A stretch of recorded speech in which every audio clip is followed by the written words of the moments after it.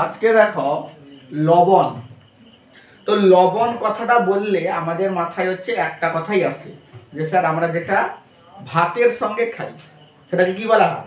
লবণ। লবণ বা সল্ট। এবারে আমাদের জানতে হবে যে লবণটা উৎপন্ন হয় কিভাবে। এমনি তো লবণ উৎপন্ন হয় না স্যার, সমুদ্রের জলকে ফুটিয়ে আমরা লবণ পেয়ে যাই, সেটা কি আসলে এক প্রকার লবণ? তো পরীক্ষাগারে কিভাবে লবণ তৈরি হয়? আমরা যে লবণটা খাই সেটা হচ্ছে সোডিয়াম ক্লোরাইড বা খাদ্য লবণ। এবার পরীক্ষাগারে আমরা লবণ হচ্ছে কিভাবে উৎপন্ন করি। তো অ্যাসিড এবং ক্ষার আমাদের পড়া শেষ। তো অ্যাসিডের সংজ্ঞায় আমরা কি দেখেছিলাম বলতো? যে অ্যাসিডে হচ্ছে প্রতিস্থাপনযোগ্য হাইড্রোজেন থাকে, আর ক্ষারে কি থাকে? ক্ষারে হচ্ছে OH মূলক অর্থাৎ হাইড্রক্সিল মূলক থাকে।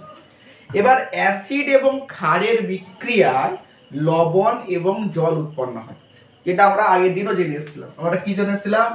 যে অ্যাসিড প্লাস ক্ষার সমান আমরা কি জেনে এসেছিলাম?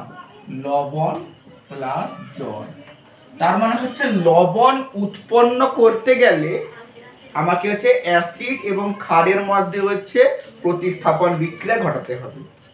অর্থাৎ স্যার আমরা যে NaClটা খাই সেটাও কোনো না কোনো অ্যাসিড এবং কোনো না কোনো ক্ষার তার বিক্রিয়ায় উৎপন্ন হয়েছে। আমরা কি খাই? আমরা হচ্ছে NaCl।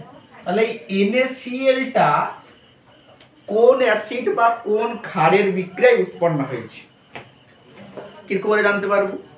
এবার অ্যাসিড এবং ক্ষারের বিক্রিয়ায় লবণ এবং জল উৎপন্ন হয়। এবারে ধরো এই যে Clটা, এই Cl আর এটা হচ্ছে Na, এদের মধ্যে একটা ক্ষার থেকে আসবে আর একটা অ্যাসিড থেকে আসবে। একটা ক্ষার থেকে আসবে, একটা অ্যাসিড থেকে আসবে। তো সোডিয়াম, সোডিয়াম মানে ধাতু। ধাতু কখনো হচ্ছে অ্যাসিড উৎপন্ন করে না। ধাতু সবসময় কি উৎপন্ন করে? ক্ষার উৎপন্ন করে। ধাতব অক্সাইড সব কি হয়? ক্ষার হয়। তার মানে স্যার এই সোডিয়ামটা অবশ্যই একটা ক্ষার থেকে এসেছে। তাহলে স্যার ক্লোরিনটা এসেছে কোত্থেকে? স্যার ক্লোরিন এসেছে অ্যাসিড থেকে। তো ক্লোরিন যুক্ত একটা অ্যাসিডের নাম বলো যে অ্যাসিডে ক্লোরিন আছে। কি হবে? হাইড্রোক্লোরিক অ্যাসিড, যেটা হচ্ছে HCl। হাইড্রোক্লোরিক অ্যাসিড বা HCl হচ্ছে এটা যে ক্লোরিন যুক্ত অ্যাসিড।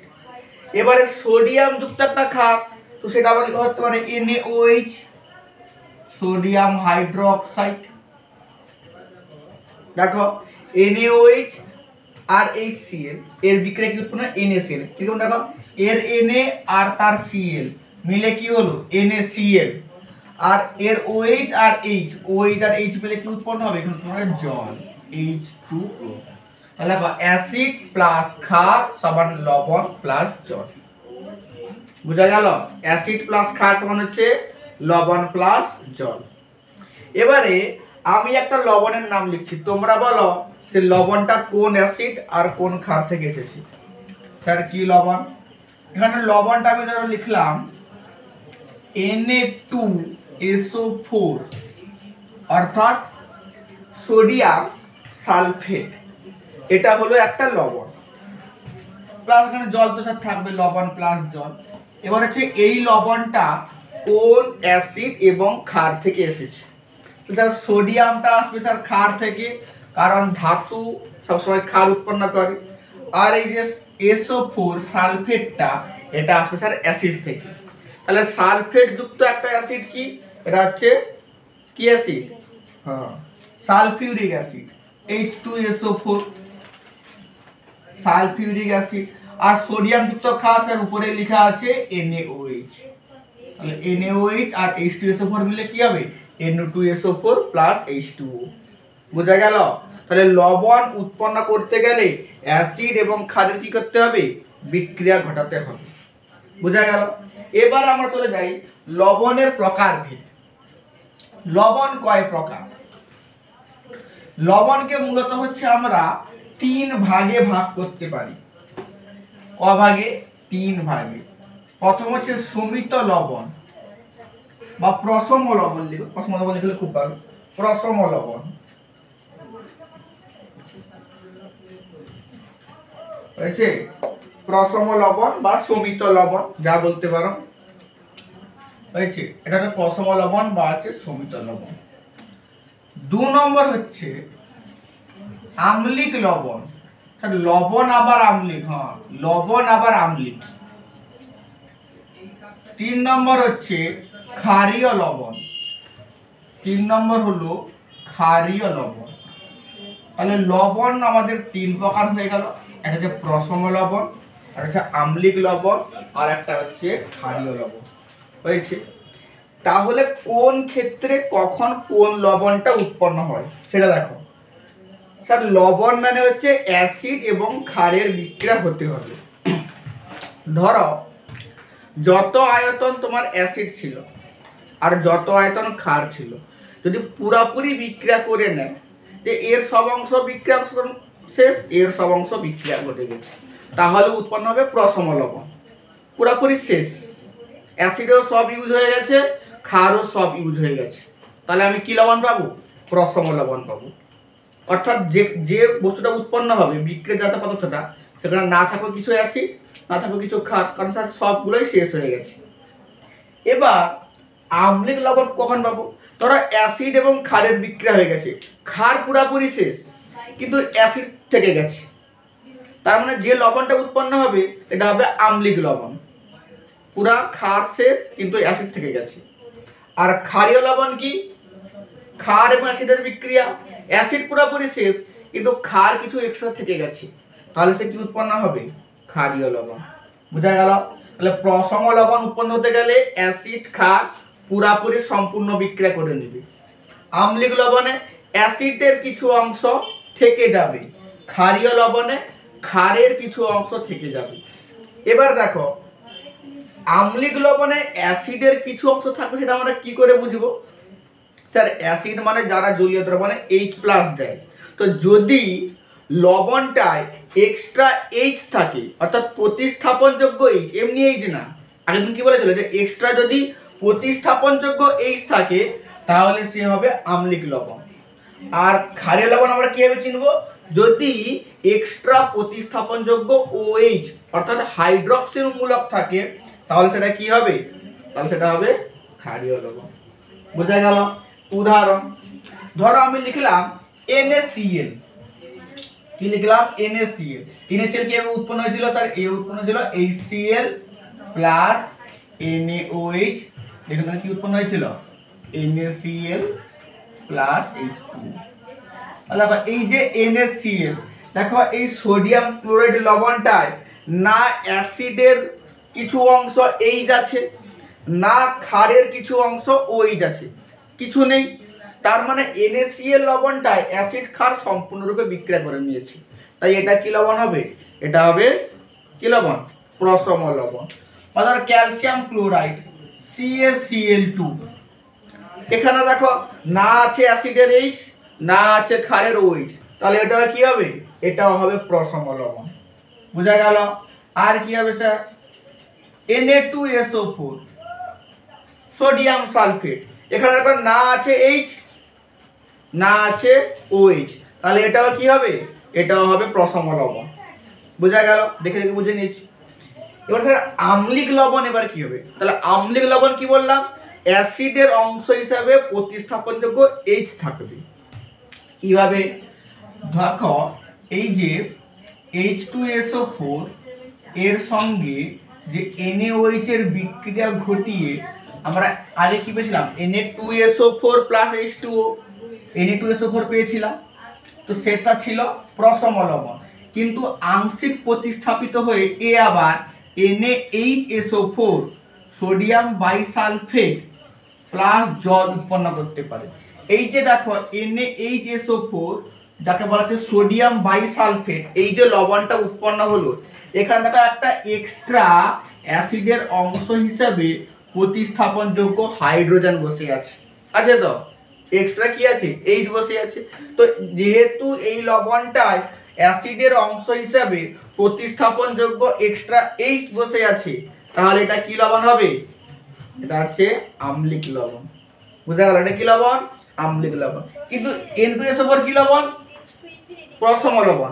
দেখো এই H2SO4 আর NaOH এর বিক্রিয়ায় Na2SO4 প্লাস H2 উৎপন্ন হয়েছিল, সেখানে Na2SO4 হয়েছিল আমার প্রশম লবণ। কিন্তু আবার সেম বিক্রিয়ায় আবার NaHSO4 উৎপন্ন হয়, যেটা হচ্ছে কি লবণ? এটা হচ্ছে আম্লিক লবণ। বুঝা গেল? কেন বলতে এরকম দুটা লবণ উৎপন্ন হয়েছে? কারণ এই যে H2SO4 এর প্রতিস্থাপনযোগ্য দুটা হাইড্রোজেন আছে, এখানে একটা প্রতিস্থাপিত হয়েছে, এখানে দুটা প্রতিস্থাপিত হয়েছে। একটা হয়েছে আর একটা থেকে গেছে, সেই জন্য এটা আম্লিক লবণ হয়ে গেছে। আর এখানে দুটা পুরোপুরি অংশগ্রহণ করেছে, তাই এখানে প্রশম লবণ সম্পূর্ণ অংশগ্রহণ করে নিয়েছে। আর এখানে একটা করেছে, একটা করেননি। বুঝা গেল? এবার যে ক্ষারীয় লবণ, তো ক্ষারীয় লবণ কি বলা হলো? স্যার ক্ষারীয় লবণে ক্ষারের অংশ হিসাবে এক্সট্রা স্যার একটা OH মূলকগুলো যুক্ত থাকবে। কি থাকবে? OH মূলক। যেমন ধরো ক্ষারীয় লেড নাইট্রেট,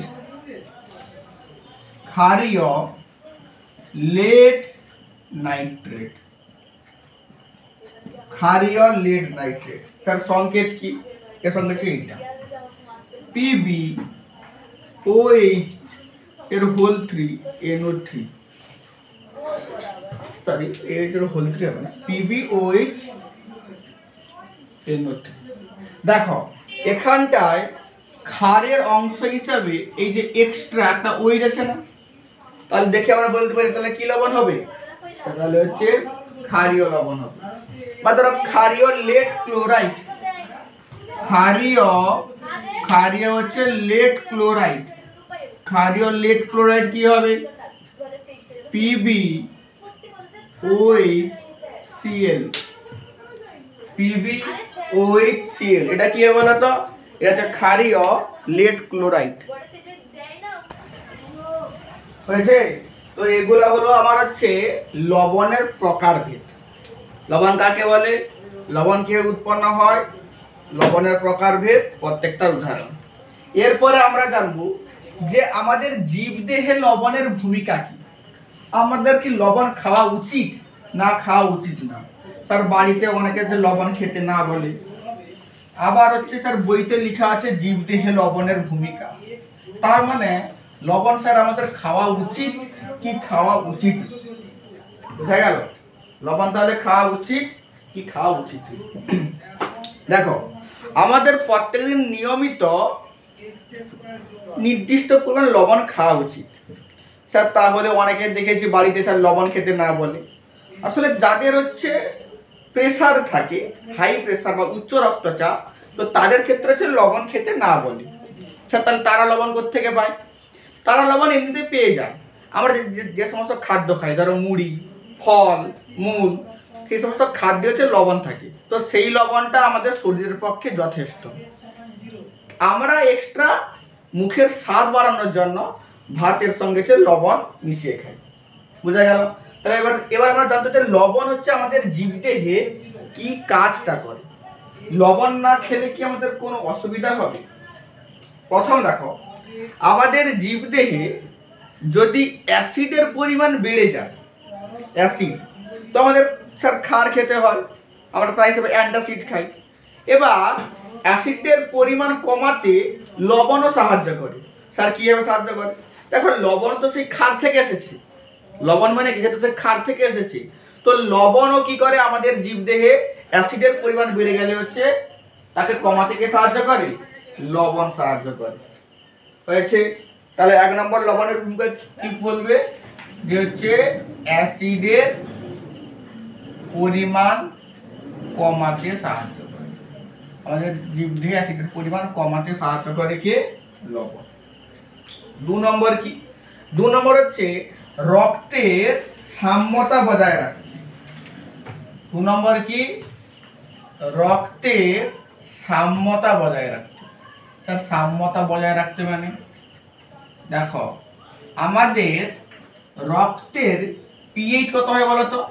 রক্তের পিএইচ হয় 7.4, অর্থাৎ আমাদের রক্ত হচ্ছে সামান্য ক্ষারীয়।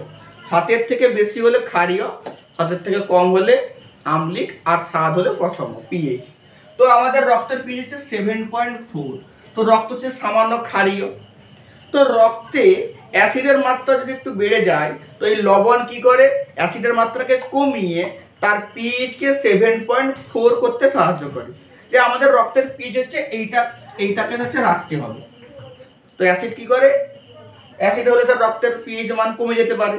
তো লবণ হচ্ছে এই রক্তের পিএইচ মানকে 7.4 রাখার চেষ্টা করে, অর্থাৎ রক্তের সাম্যতা বজায় রাখতে সাহায্য করে। হয়েছে। আর কি করে?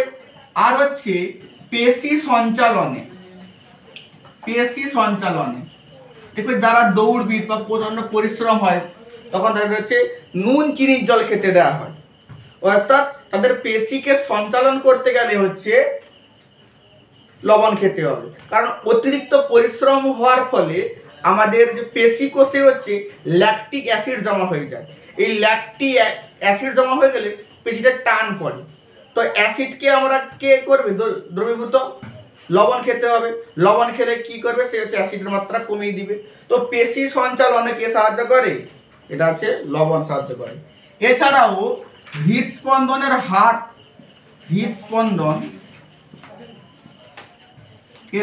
নিয়ন্ত্রণ করে। দেখো, যেটা আমরা একটু কি বলছিলাম যে উচ্চ রক্তচাপ মানে কি? হৃদস্পন্দনের হার বৃদ্ধি। এবার ধরো কারোর লো প্রেসার হয়ে গেছে, রক্তচাপ তো কমে যেতে পারে, তো তাকে কি করতে হবে? হচ্ছে নুন চিনির জল খাওয়াতে হয়। অর্থাৎ হৃদস্পন্দনের হার নিয়ন্ত্রণ করতে গেলে আমাকে কি দরকার? এটা হচ্ছে লবণ দরকার। তাহলে অ্যাসিডের মাত্রা বেড়ে গেলে তাকে কমাতে লবণ সাহায্য করে। রক্তের সাম্যতা বজায় রাখতে কে সাহায্য করে? লবণ সাহায্য করে। পেশির সঞ্চালনেও লবণ সাহায্য করে।